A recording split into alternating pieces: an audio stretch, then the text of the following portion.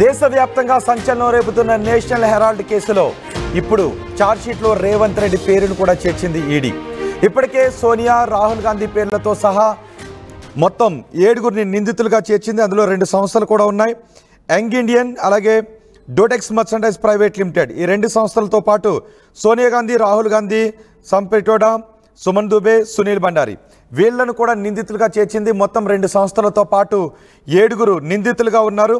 ఇప్పుడు ఛార్జ్షీట్ దాఖలు చేసింది. ఛార్జ్షీట్లో రేవంత్ రెడ్డి పేరును కూడా ఇందులో ప్రస్తావన తీసుకొచ్చింది. 2019-22 మధ్య కాలంలో యంగ్ ఇండియా, అసోసియేటెడ్ జర్నల్స్ లిమిటెడ్కి పెద్ద ఎత్తున విరాళాలు సమకూర్చడంలో రేవంత్ రెడ్డి చాలామందిని ప్రభావితం చేశారు అంటూ అందులో ఆరోపించింది.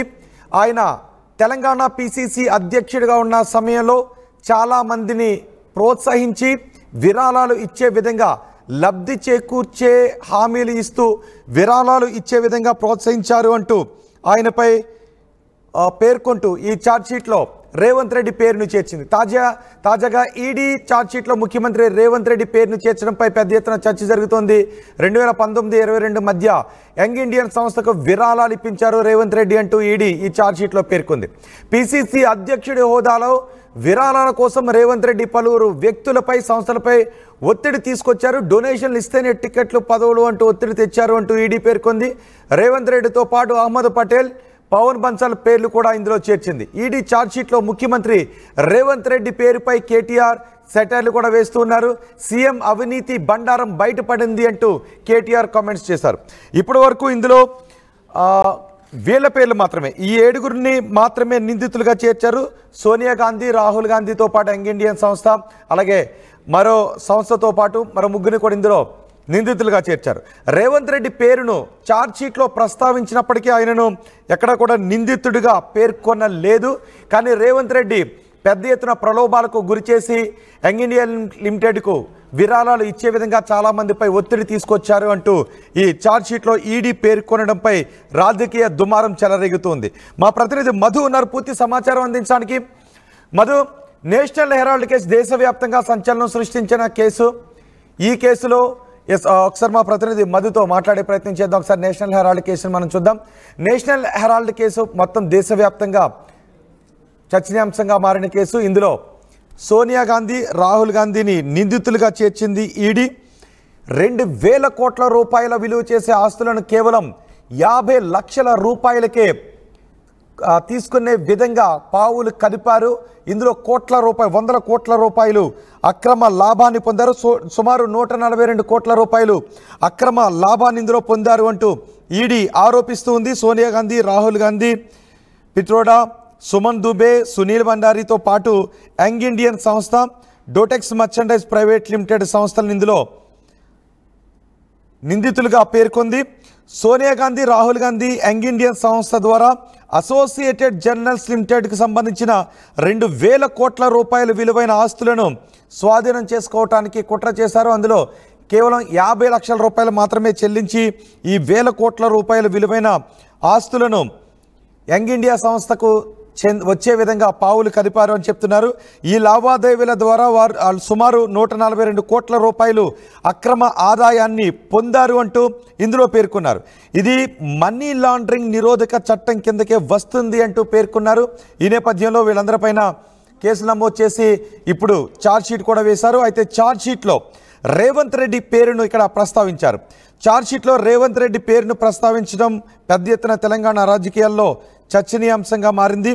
రేవంత్ రెడ్డి 2019-2022 మధ్య కాలంలో యంగ్ ఇండియా లిమిటెడ్కు విరాళాలు ఇప్పించడానికి చాలామంది వ్యాపారవేత్తలను, రాజకీయవేత్తలపై ఒత్తిడి తీసుకొచ్చారు అని చెప్తున్నారు.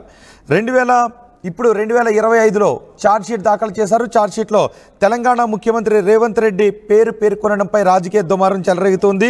ఈడీ పేర్కొన్న వివరాలు ఒకసారి చూస్తే రేవంత్ రెడ్డితో పాటు ఇతర కాంగ్రెస్ నాయకులు, రాజకీయంగా వ్యాపారపరంగా ఉన్నవాళ్ళు ప్రయోజనాలు పొందే ఉద్దేశంతో యంగ్ ఇండియా లిమిటెడ్ అలాగే ఏజేఎల్ అసోసియేటెడ్ జర్నల్ లిమిటెడ్ సంస్థకు విరాళాలు ఇవ్వాల్సిందిగా ప్రోత్సహించారనే ఆరోపణలు ఉన్నాయి. విరాళాలు ఇవ్వకపోతే వారి రాజకీయ భవిష్యత్తుకు వ్యాపార ప్రయోజనాలు కూడా ప్రభావితం అవుతాయని బెదిరింపులకు గురిచేసి ఈ సంస్థలకు యంగ్ ఇండియన్ లిమిటెడ్కు అలాగే ఏజేఎల్ అసోసియేటెడ్ జర్నల్ లిమిటెడ్కు పెద్ద ఎత్తున విరాళాలు వచ్చే విధంగా, బలవంతపు విరాళాలు వచ్చే విధంగా రేవంత్ రెడ్డి ప్రయత్నం చేశారు, ఒత్తిడి తీసుకొచ్చారు అంటూ ఈ ఛార్జ్షీట్లో పేర్కొన్నారు. దీనిపై ఇప్పటికే కేటీఆర్ కామెంట్స్ కూడా చేస్తూ ఉన్నారు. తెలంగాణ ప్రభుత్వం ప్రస్తుతం అవినీతిలో కూరుకుపోయింది అని ఆయన ఆరోపణలు కూడా చేస్తున్నారు. అయితే ఛార్జ్షీట్లో రేవంత్ రెడ్డి పేరు ప్రస్తావించినప్పటికీ కూడా ఆయనను ఎక్కడగా నిందితుడిగా మాత్రం ఎక్కడా ప్రస్తావించలేదు అని తెలుస్తోంది. ప్రధాన నిందితులుగా మాత్రం సోనియా గాంధీ, రాహుల్ గాంధీ, వీళ్ళతో పాటు మరో 5గురు కూడా ఉన్నారు. అందులో 2 సంస్థలు ఉన్నాయి. అయితే రేవంత్ రెడ్డి పేరును ఛార్జ్షీట్లో ప్రస్తావించడంపైనే ప్రధానంగా చర్చ జరుగుతోంది. అక్కడ నిందితుడిగా ప్రస్తావించినప్పటికీ ఇప్పటికే నేషనల్ హెరాల్డ్ కేసు పెద్ద ఎత్తున దేశవ్యాప్తంగా చర్చనీయాంశంగా మారింది. ఇందులో వేల కోట్ల రూపాయలు, అసోసియేటెడ్ జర్నల్స్కి సంబంధించిన వేల కోట్ల రూపాయలు కాజేయటానికి యంగ్ ఇండియన్ సంస్థతో కలిపి పెద్ద ఎత్తున కుట్ర చేశారు సోనియా గాంధీ, రాహుల్ గాంధీ. వీళ్ళిద్దరికీ అందులో సుమారు 70% వాటాలు ఉన్నాయి యంగ్ ఇండియన్ సంస్థలో. వీళ్ళందరూ కలిపి తక్కువ ధరకే కేవలం 50 లక్షల రూపాయలు చెల్లించి వేల కోట్ల రూపాయల ఆస్తులను యంగ్ ఇండియన్ సంస్థకు వచ్చే విధంగా చేశారు అని చెబుతున్నారు. అందుకే ఇప్పుడు ఈ కేసును ఈడీ కూడా చాలా ప్రతిష్టాత్మకంగా తీసుకుంది. ఇందులో 142 కోట్ల రూపాయలు అక్రమ లబ్ధి పొందే విధంగా సోనియా గాంధీ, రాహుల్ గాంధీ మ్యాప్ చేశారు అని చెబుతున్నారు. అందుకే ఈడీ చాలా ప్రతిష్టాత్మకంగా తీసుకుంది. ఇందులో ఇంకా ఎవరెవరి పేర్లు ఉన్నాయి అనే దాని గురించి కూడా నేను ఇప్పుడు మీకు వివరించబోతున్నాను. ఈ నేషనల్ హెరాల్డ్ కేసులో కర్ణాటక డిప్యూటీ సీఎం డీకే శివకుమార్ని కూడా ఈ ఛార్జ్షీట్లో పేర్కొన్నట్టుగా తెలుస్తోంది. Karnataka deputy CM DK Shivakumar సోదరుడు సుమారు 2 కోట్ల రూపాయలు డొనేషన్ ఇచ్చారు అంటూ ఈడీ పేర్కొంది. 4 నేతలతో 80 లక్షల రూపాయలు డొనేషన్ ఇప్పించారు రేవంత్ రెడ్డి అంటూ ఈడీ పేర్కొంది. రేవంత్ రెడ్డి పిసిసి అధ్యక్షుడిగా ఉన్నప్పుడు ఈ అసోసియేటెడ్ జర్నల్ సంస్థలోను, యంగ్ ఇండియన్ లిమిటెడ్ సంస్థలోను పెద్ద ఎత్తున విరాళాలు ఇప్పించడానికి రేవంత్ రెడ్డి ప్రయత్నం చేశారు. ఆయన పిసిసి అధ్యక్షుడిగా ఉన్నారు. పిసిసి అధ్యక్షుడిగా ఉన్నప్పుడు టికెట్లు ఇప్పించడానికి ఎవరైతే డొనేషన్స్ ఇస్తారో వాళ్ళకి మాత్రమే టికెట్లు ఇస్తాము అని బెదిరించి బలవంతం చేసి ఈ సంస్థకు డొనేషన్స్ ఇప్పించే విధంగా రేవంత్ రెడ్డి పావులు కదిపారు అంటూ ఎన్ఫోర్స్మెంట్ డైరెక్టరేట్ ఈడీ ఛార్జ్షీట్లో పేర్కొంది. కానీ రేవంత్ రెడ్డిని ఎక్కడ నిందితుల జాబితాలో మాత్రం చేర్చలేదు. కేవలం బలవంతం పెట్టి కొంతమంది రాజకీయ నాయకులు, వ్యాపారవేత్తల చేత ఈ యంగ్ ఇండియన్ లిమిటెడ్లో డొనేషన్స్ ఇప్పించే విధంగా మాత్రం బలవంతం చేశారు, ఫోర్స్ చేశారు, ఒత్తిడి తీసుకొచ్చి కొంతమందితో ఈ లక్షల రూపాయల డొనేషన్ ఇప్పించారు అంటూ ఈడీ ఇందులో పేర్కొంది. మరీ ముఖ్యంగా తెలంగాణ ముఖ్యమంత్రి పేరును ప్రస్తావించడంతో పాటు కర్ణాటక డిప్యూటీ సీఎం పేరును ప్రస్తావించడంపై కూడా ఇప్పుడు పెద్ద ఎత్తున చర్చ జరుగుతోంది. ఆయనతో పాటు అహ్మద్ పటేల్, పవన్ బన్సాల్ పేర్లు కూడా యంగ్ ఇండియాకు డొనేషన్ ఇచ్చిన వారి పేర్లలో ఉన్నాయి. కేవలం డొనేషన్లు ఎవరైతే ఇస్తారో వాళ్ళకి మాత్రమే టికెట్లు ఇస్తాం, అధికారంలోకి వచ్చిన తర్వాత వాళ్ళకి మాత్రమే పదవులు ఇస్తాం, ఒకవేళ పార్టీ పదవులు కావాలన్నప్పటికీ కూడా డొనేషన్స్ ఇవ్వాల్సిందేనని పదవులు, టికెట్లు ఆశ చూపించారు అంటూ ఈ ఈడీ తన ఛార్జ్షీట్లో పేర్కొంది. సోనియా, రాహుల్ది ఆర్థిక నేరమే అవుతుంది అని నేషనల్ హెరాల్డ్ కేసులో ఎన్ఫోర్స్మెంట్ డైరెక్టరేట్ చెబుతోంది. అసోసియేటెడ్ జర్నల్ లిమిటెడ్ గురించి కూడా ఇందులో ప్రస్తావించింది. అసోసియేటెడ్ జర్నల్ నుంచి 2000 కోట్ల రూపాయల ఆస్తులను స్వాధీనం చేసుకోవడానికి కుట్ర పన్నింది యంగ్ ఇండియన్ ప్రైవేట్ లిమిటెడ్ అని ఈ ఛార్జ్షీట్లో చాలా స్పష్టంగా పేర్కొంది. ఆ సంస్థలో సోనియా గాంధీకి, రాహుల్ గాంధీకి ఏకంగా 76% షేర్లున్నాయి. యంగ్ ఇండియాకు విరాళాలు ఇవ్వాలి అంటూ ఎవరైతే కాంగ్రెస్ నుంచి టికెట్లు కావాలి అని ఆశపడుతూ ఉన్నారో, కాంగ్రెస్ పాలిత రాష్ట్రాల్లో కాంగ్రెస్ అధికారంలోకి రావడానికి అవకాశం ఉందని అనుకుంటూ ఉన్నారో ఆ రాష్ట్రాల్లో ప్రముఖుల దగ్గర నుంచి, రాజకీయ నాయకుల దగ్గర నుంచి, వ్యాపారవేత్తల దగ్గర నుంచి బెదిరింపులకు గురి చేసి యంగ్ ఇండియన్ సంస్థకు విరాళాలు ఇప్పించారు అని ఈ ఛార్జ్షీట్లో ఆరోపించారు. దీనిపై పూర్తి సమాచారం అందించడానికి మా ప్రతినిధి రామ్దాస్ మనకు అందుబాటులో ఉన్నారు. రామ్దాస్, నేషనల్ హెరాల్డ్ కేసు దేశవ్యాప్తంగా సంచలనం సృష్టించిన కేసు ఇది. సోనియా గాంధీ, రాహుల్ గాంధీ ప్రధాన నిందితులుగా ఉన్నారు. అసోసియేటెడ్ జర్నల్స్కు చెందిన 2,000 కోట్ల రూపాయల ఆస్తులను కేవలం అతి చౌకగా కొట్టేయాలని ప్లాన్ చేశారు. ఇందులో నేరుగా 142 కోట్ల రూపాయల అక్రమ లబ్ధి కూడా పొందారు. అది నేరమవుతుందంటే ఈడీ పేర్కొంది. ఇప్పుడు ఛార్జ్షీట్ వేసింది. ఆ ఛార్జ్షీట్లో తెలంగాణ ముఖ్యమంత్రి రేవంత్ రెడ్డి ప్రస్తావన కూడా తీసుకొచ్చింది. రేవంత్ రెడ్డి ప్రస్తావన ఏ విధంగా చూడాలి?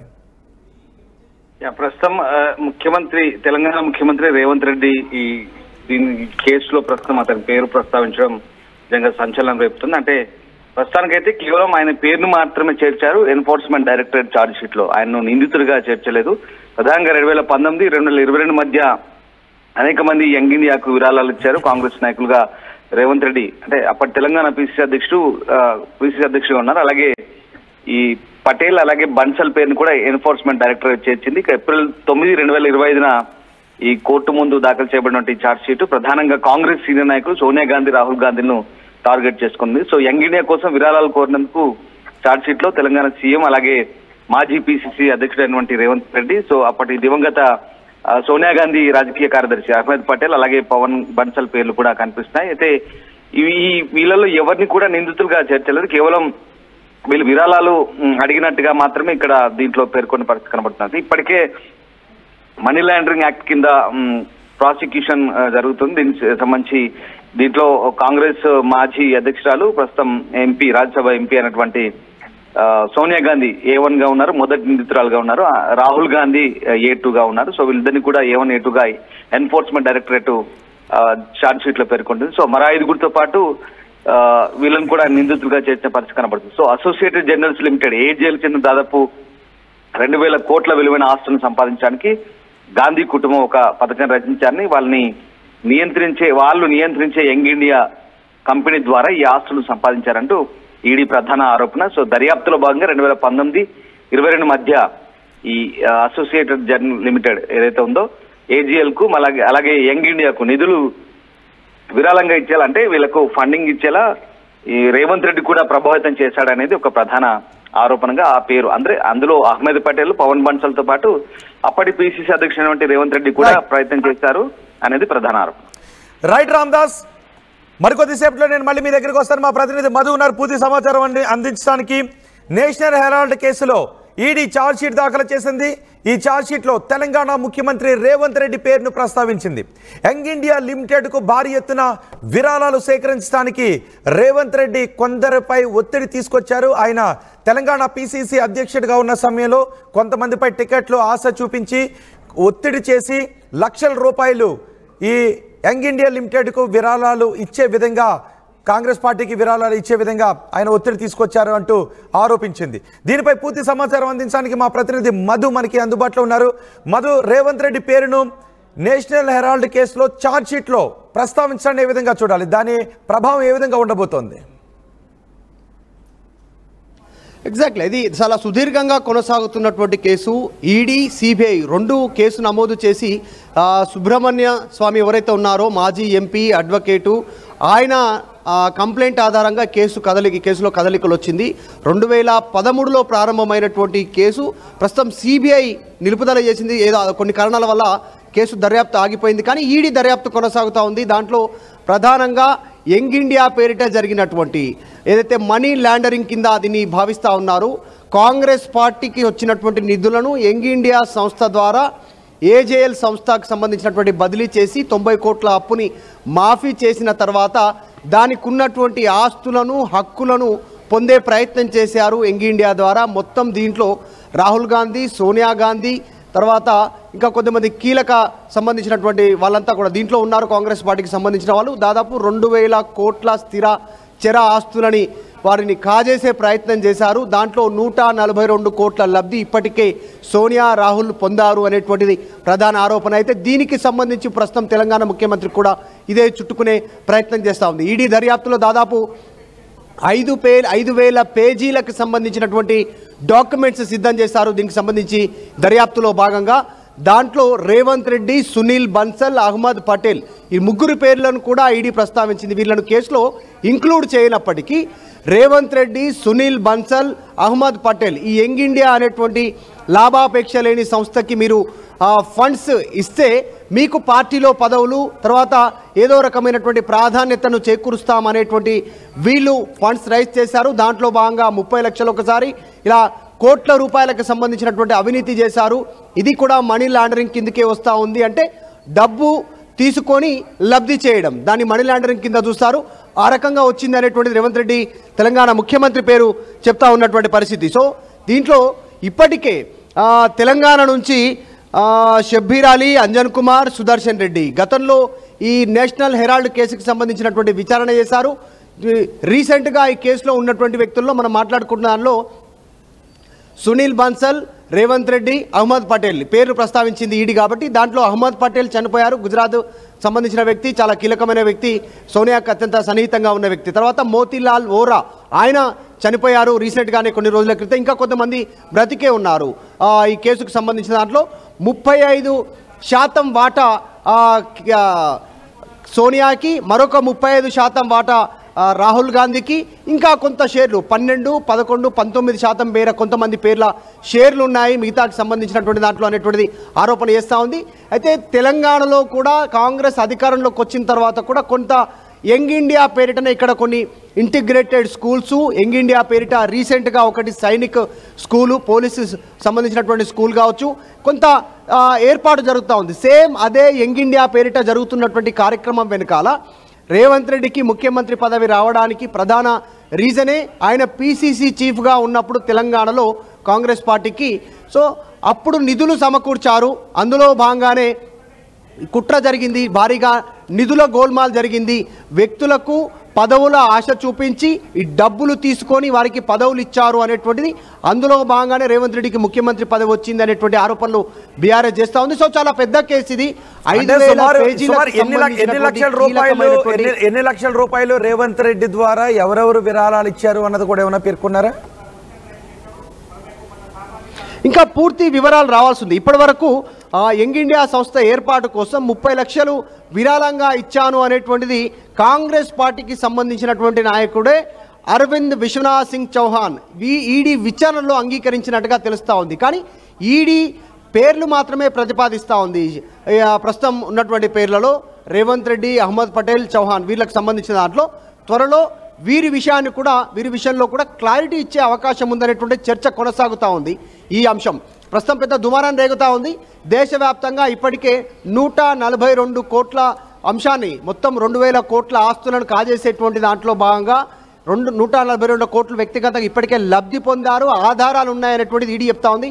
దాంట్లో ప్రధానంగా ముద్దాయిల పేర్లు ఇటు సోనియా, రాహుల్ గాంధీ పేర్లు, మోతీలాల్ వోరా, ఇంకా కొద్దిమంది పేర్లు కాంగ్రెస్ పార్టీకి సంబంధించిన సీనియర్ నాయకులు పేర్లు చెప్తా ఉన్నటువంటి సిచ్యువేషన్. సో దాన్ని ఛాలెంజ్ చేసేటువంటి దిశగా కాంగ్రెస్ ముందుకు వెళ్తా ఉంది. యంగ్ ఇండియా సంస్థ పెట్టిందే లాభాపేక్ష లేనటువంటి ఒక ఎన్జిఓ సహకారం అందించడానికి దాని ద్వారా అన్ని రకాలుగా సహకారం అందించడానికి. కానీ కాంగ్రెస్ పార్టీకి సంబంధించిన ఫండ్స్ని ఏజేఎల్ అసోసియేట్ జనరల్ ఏదైతే ఉందో ఈ దానికి సంబంధించినటువంటి వారికి ఉన్నటువంటి 90 కోట్ల అప్పులని తీర్చడానికి ఫండ్స్ రైజ్ చేసి 2,000 కోట్లు కాజేసే కుట్ర జరిగింది అనేటువంటి సుబ్రహ్మణ్య స్వామి కేసు ఫైల్ చేశారు. కాబట్టి దాని ద్వారా జరుగుతూ ఉంది. సో ఇది మొదటిసారి రేవంత్ రెడ్డి తెలంగాణ ముఖ్యమంత్రి పేరు ప్రస్తావనకు రావడంతో ప్రతిపక్షాలు రేవంత్ రెడ్డి వర్గం కానీ తెలంగాణ కాంగ్రెస్ కానీ ఎవరైనా రియాక్ట్ అవుతున్నారా? రేవంత్ రెడ్డి పేరును ఈడీలో ప్రస్తావించడం పట్ల ఇటు బీఆర్ఎస్ నేతలు కేటీఆర్ రియాక్ట్ అవుతున్నారు, కాంగ్రెస్ నేతల నుంచి ఏమైనా రియాక్షన్స్ వస్తున్నాయా? ఎగ్జాక్ట్లీ ఆల్రెడీ కాంగ్రెస్ పార్టీకి సంబంధించినటువంటి ఎంపీ పొన్నం ప్రభాకర్ కొద్దిసేపటి క్రితం మాట్లాడారు. కరీంనగర్లో ఆయన మాట్లాడుతూ ఒక స్టేట్మెంట్ చేశారు. సోనియా, రాహుల్ ఒకవేళ వాళ్ళు సంపాదించుకునే అవకాశం ఉంటే వాళ్ళు 50 మంది ముఖ్యమంత్రులని, ప్రధానమంత్రులని, అంటే మొత్తం 50 మందిలోనే కొద్దిమంది ప్రధానమంత్రులని, కొద్దిమంది కేంద్ర మంత్రుల్ని, కొద్దిమంది ముఖ్యమంత్రుల్ని తయారు చేసిన అవకాశం ఇచ్చినటువంటి వ్యక్తులు వాళ్ళు సంపాదించుకోవాలంటే ఎంతో సంపాదించుకోవచ్చు. కానీ అలా చేయలేదు. ఇది కావాలనే కుట్ర చేస్తూ ఉంది. ఈడీ పేరిట కాంగ్రెస్ పార్టీని వేధిస్తూ ఉంది అనేటువంటి ఒక స్టేట్మెంట్ చేశారు. ఇక ముఖ్యమంత్రి రేవంత్ రెడ్డి గురించి ప్రస్తావన చేయలేదు. కొద్దిసేపటి క్రితం పొన్నం ప్రభాకర్ మాట్లాడారు. కానీ రేవంత్ రెడ్డి పేరు ప్రస్తావన ఉంది. కానీ రేవంత్ రెడ్డి అంశాన్ని ప్రస్తావించకుండా కేవలం కేంద్ర నాయకత్వం రాహుల్, సోనియా ఈ నేషనల్ హెరాల్డ్ కేసు విషయంలో వాళ్ళు మాట్లాడే ప్రయత్నం చేస్తున్నారు. చూడాలి. ఇంకా అధికారికంగా కాంగ్రెస్ పార్టీకి సంబంధించిన వ్యక్తులు ఎవరు పెద్దగా రెస్పాండ్ కాలేదు.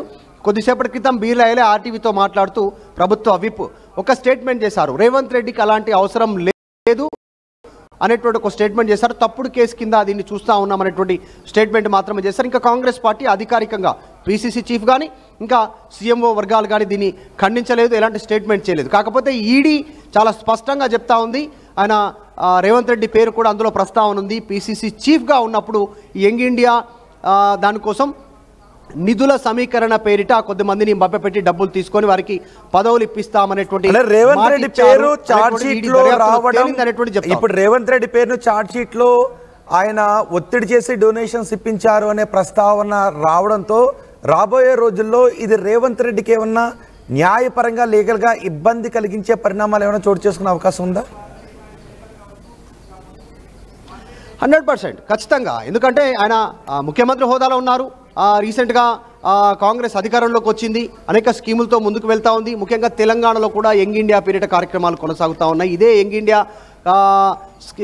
ఇండియాకి సంబంధించినటువంటి అంశంలో భాగంగా రీసెంట్గా అదానీ 100 కోట్ల చెక్ ఇచ్చారు. ఆ చెక్కును తర్వాత సుదీర్ఘంగా దాదాపు నెల రోజుల తర్వాత ఉంచుకున్న తర్వాత దాన్ని ప్రభుత్వం దగ్గరే ఉంచుకున్న తర్వాత దాన్ని రిటర్న్ పంపారు. అనేక విమర్శలు వచ్చిన తర్వాత అదాని సంబంధించినటువంటి చెక్ తర్వాత ఎంఈఐఎల్ మెగా ఇంజనీరింగ్ కృష్ణ రెడ్డికి సంబంధించినటువంటి కంపెనీ ఎంఈఐఎల్ కూడా దీనికి భారీగా విరాళాలు ఇచ్చింది. యంగ్ ఇండియా పీరియడ్ జరుగుతున్న ఆ యంగ్ ఇండియా ఈ యంగ్ ఇండియా ఒకటా కాదా? ఎందుకు ఆ పేరు సిమిలర్గా ఉంది తెలంగాణ ప్రభుత్వంలో కూడా?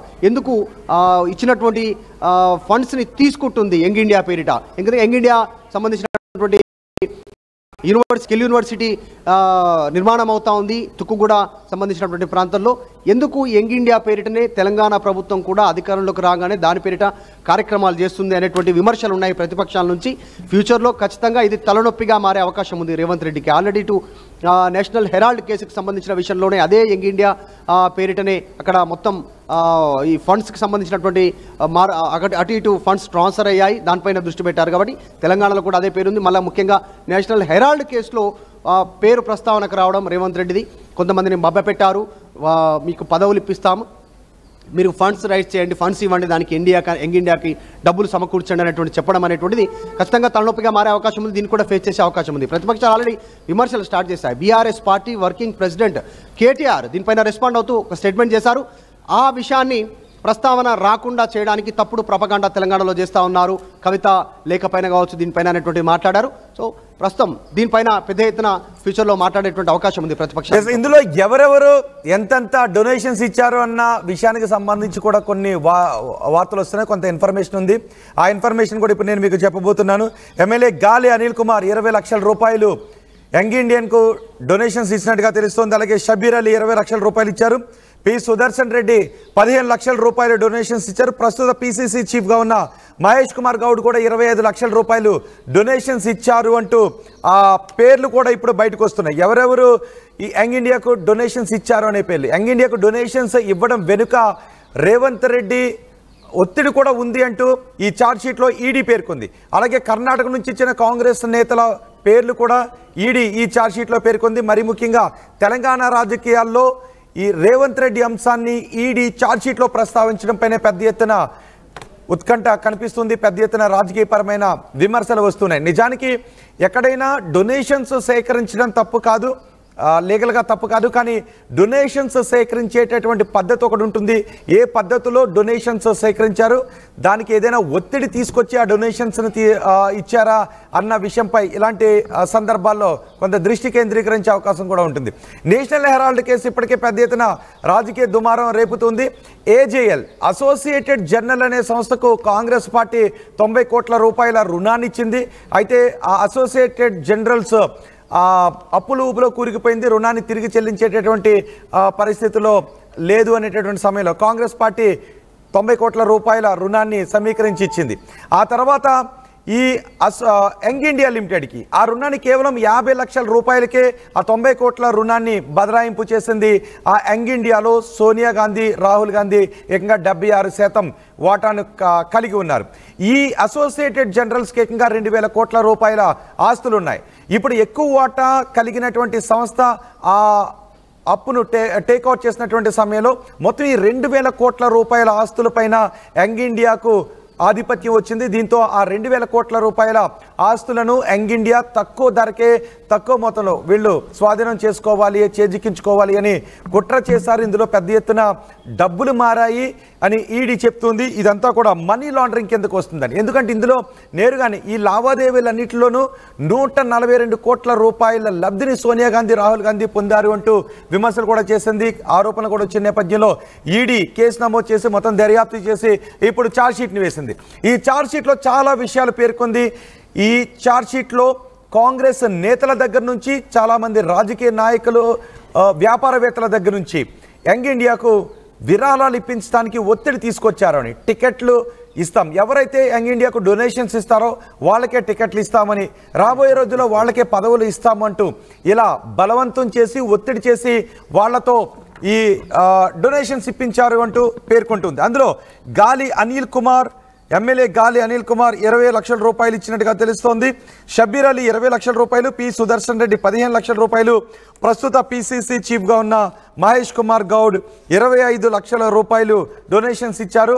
అప్పుడు పిసిసి చీఫ్గా ఉన్న ప్రస్తుత ముఖ్యమంత్రి రేవంత్ రెడ్డి ఒత్తిడి మేరకే ఈ విరాళాలను ఇచ్చారు అంటూ కూడా పెద్ద ఎత్తున ఇప్పుడు విమర్శలు వస్తున్నాయి. ఛార్జ్షీట్లో అదే విషయాన్ని ఈడీ పేర్కొంది.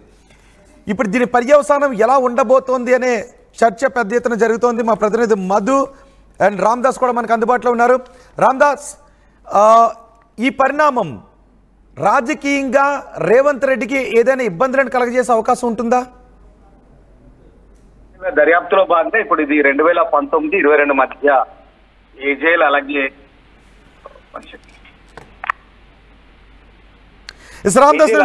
ఈ యంగ్ ఇండియాకు నిధులు విరాళంగా ఇచ్చేలా వ్యక్తులను ప్రభావితం చేసినట్టుగా అప్పుడు రేవంత్ రెడ్డి అలాగే దివంగత అహ్మద్ పటేల్, పవన్ బన్సాల్తో సహా ఆరోపణ చేసిన ఏజెన్సీ. అది మీకు ఇందాక చెప్పండి. అయితే ఇప్పుడు ఈ విరాళాలు అయితే నిజమైన విరాళాలు కావు, రాజకీయ ఒత్తిడితో, ప్రయోజనకరమైన హామీలతో లేదా బెదిరింపులతో కూడిన పరిణామాలతో అందించబడ్డాయనేది ఈడీ ఆరోపణ. ఇటువంటి లావాదేవీలు, రాజకీయ నిధులు, ఈ విరాళాలు ఇవన్నీ కూడా నియంత్రించే నిబంధనలు ఉల్లంఘించినట్టుగా ఇప్పుడు దర్యాప్తు సంస్థలు చెప్తున్నాయి. వాస్తవానికి ఈ ఛార్జ్ షీటు రాజకీయ చర్చను రేకెత్తించినప్పటికీ ముఖ్యంగా తెలంగాణలో అయితే ఇప్పుడున్న దశలో ఈ కేసుకు సంబంధించి ముఖ్యమంత్రిని పిలిపించడానికి కానీ ఏదైనా అభియోగాలు మోపడానికి ఎట్లాంటి అధికారిక చర్య తీసుకునే అవకాశం కనిపించట్లేదు. కేవలం ఎఫ్ఐఆర్ లో పేర్లు మాత్రమే చేర్చారు కానీ నిందితులుగా చేర్చే పరిస్థితి కనబడట్లేదు. ప్రధానంగా ఇప్పుడున్న సిచ్యువేషన్ నేపథ్యంలో మీరు చెప్తున్నట్టుగా ఇక్కడ మన తెలంగాణకు సంబంధించి కొంతమంది నేతలు ఇప్పటికే విచారించినట్టుగా తెలుస్తుంది. అక్రమంగా విరాళాల రూపంలో వీళ్ళంతా కూడా అందించినట్టుగా. రైట్ రామ్దాస్, మీరు కొద్దిసేపు అందుబాటులోనే ఉండండి. మా ప్రతినిధి మధు ఉన్నారు. మధు, ఎవరెవరైతే డొనేషన్స్ ఇచ్చారో వాళ్ళ పేర్లు కూడా బయటకు వచ్చిన తర్వాత ఒత్తిడిలోనే ఈ విరాళాలు ఇచ్చాము అని వాళ్ళు ఏమైనా చెప్తూ ఉన్నారా, లేదంటే మేము స్వతంత్రంగానే ఇచ్చాం, మేము కావాలని ఇచ్చామని అంటూ ఉన్నారా, ఒత్తిడిలో ఇచ్చామని ఏమైనా చెప్తున్నారా ఎవరైనా? కొన్ని రోజుల క్రితం ఈడీ విచారణ సందర్భంగా నోటీసులు ఇచ్చింది మాజీ మంత్రి షబ్బీర్ అలీ, సుదర్శన్ రెడ్డి, అంజన్ కుమార్ యాదవ్, గీతారెడ్డి, గాలి అనిల్ కుమార్. వీళ్ళందరికీ విచారణ నేపథ్యంలో వారి నుంచి ఇన్ఫర్మేషన్ తీసుకుంది. చాలా స్పష్టంగా వీళ్ళు ఢిల్లీ వెళ్లారు, ఈడీ ఆఫీస్ ముందు హాజరయ్యారు, వీరు వివరణ ఇచ్చారు.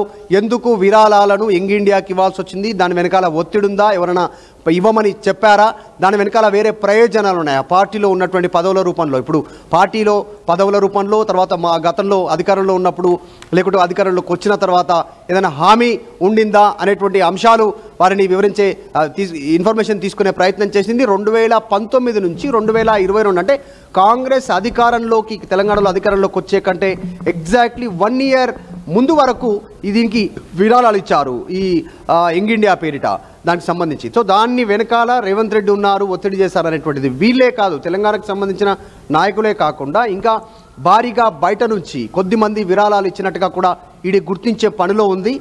ఎందుకు వారికి ఒత్తిడి చేయాల్సి వచ్చింది, వారిపైన ఎందుకు ఒత్తిడి పెట్టాల్సి వచ్చింది, దాని వెనకాల ఉన్న కారణాలు ఏంటి అనేటువంటిది ఈడీ విచారణలో మరింత లోతుగా తేలే అవకాశం ఉంది.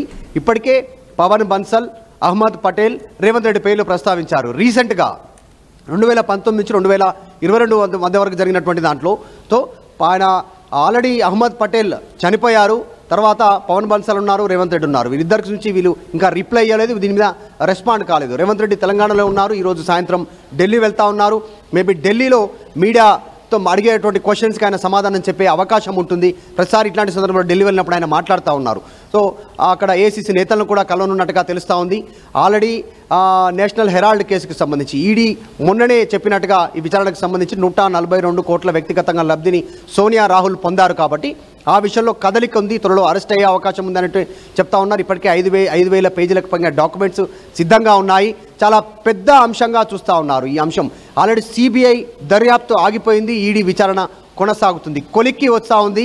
మోతీలాల్ వోరా, సోనియా గాంధీ, రాహుల్ గాంధీ, శ్యామ్ పిట్రోడా, తర్వాత అహ్మద్ పటేల్, ఇంకా కొంతమంది కీలక నాయకులు ఉన్నారు. దీంట్లో కాంగ్రెస్ పార్టీకి సంబంధించి ఆస్తులను కాజేయడానికి లబ్ధి పొందేలా యంగ్ ఇండియాను ఉపయోగించుకున్నారు అని ఒకవైపేమో యంగ్ ఇండియా ఎవరికి లబ్ధి చేయదు, ఎక్కడ లాభాపేక్ష లేదని చెప్తూనే దాని ద్వారా 2,000 కోట్ల ఆస్తులు కాజేసే కుట్ర జరిగింది అనేటువంటి చెప్తా ఉన్నారు. మరొకటి ఈ నేషనల్ హెరాల్డ్ కేసుకు సంబంధించిన దాంట్లో ఈ బాధ్యతలు అంటే దానికి సంబంధించిన హక్కులను పొందేటువంటి దీనిలో 5,000 మందికి పైగా స్వాతంత్ర ఉద్యమకారుల నుంచి వారందరినీ మోసం చేసి కుట్రపూరితంగా వీళ్ళు బదలాయించుకున్నారు అనేటువంటి అంశంపైన కూడా ఈడీ దర్యాప్తు చేస్తూ ఉంది. కాబట్టి ఇది త్వరలోనే దీనిపైన రేవంత్ రెడ్డి కానీ అధికారికంగా కాంగ్రెస్ పార్టీ కూడా రెస్పాండ్ అయ్యే అవకాశం కనిపిస్తూ ఉంది. Right Madhu, National Herald case ఇప్పుడు ఉత్కంఠ రేపుతోంది. ఇప్పటికే ఈ కేసులో సోనియా, రాహుల్ గాంధీ పేర్లను నిందితుల జాబితాలో చేర్చారు. ఇప్పుడు ఛార్జ్ షీట్ వేసింది ఈడీ. ఈ ఛార్జ్ షీట్లో తెలంగాణ ముఖ్యమంత్రి రేవంత్ రెడ్డి పేరును కూడా చేర్చింది. 2019-2022 మధ్య యంగ్ ఇండియన్ సంస్థకు విరాళాలు ఇప్పించారు రేవంత్ రెడ్డి అంటూ ఈడీ ఇందులో పేర్కొంది. పిసిసి అధ్యక్షుడి హోదాలో విరాళాల కోసం రేవంత్ రెడ్డి ఆయా వ్యక్తులపై ఒత్తిడి తీసుకొచ్చారు అంటూ ఈడీ పేర్కొంది. డొనేషన్స్ ఇస్తేనే టికెట్లు, పదవులు అంటూ ఒత్తిడి తీసుకొచ్చారు అంటూ ఈడీ ఇందులో పేర్కొంది. 4 నేతలతో 80 లక్షల రూపాయల డొనేషన్స్ ఇప్పించారు రేవంత్ రెడ్డి అంటూ